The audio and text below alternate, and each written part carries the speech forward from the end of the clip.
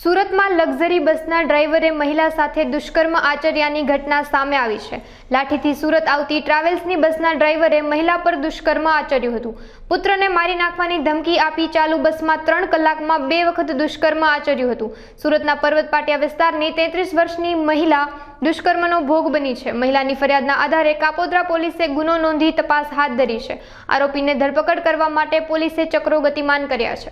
આ કામે હકીકત એવી છે કે આ કામે ભોગ બનનાર પોતે અમરેલી લાઠી પોતાની બહેનના ઘરે ગયેલો અને ત્યાંથી ટ્રાવેલ્સની બસ મારુતિનંદન ટ્રાવેલ્સ લક્ઝરી બસમાં મુસાફરી કરી રહેલ તે સમયગાળા દરમિયાન ટ્રાવેલ્સના ડ્રાઈવરે બનાવના દિવસે રાત્રિના 2:00 થી 5:00 દરમિયાન તેની સાથે તેની મરજી વિરુદ્ધ શરીર સુખ માણેલ હોય અને આનું અન્વયે જો તું કોઈને હકીકત જણાવીશ તો હું તને જાનથી મારી નાખીશ તેવી ધમકી આપેલ હોય, જે અનુસંધાને ભોગ બનનારે અત્રે કાપોદ્રા પોલીસ સ્ટેશન ખાતે ફરિયાદ આપતા તેઓની ફરિયાદ હકીકત લઈ અને હાલ આ ગુનાની તપાસ second point Shri M.R. Solanki Kapodra police station નાઓ કરી રહેલ છે। આ કામે હકીકત એવી છે કે આ મહિલા અત્રેના સુરત શહેર ખાતે રહેતા હોય અને તેઓ પોતાની બહેનના ઘરે તારીખ 14/9/2024ના રોજ ગયેલ હોય અને પરત જ્યારે ગયેલ ત્યારે આ ડ્રાઈવર સાથે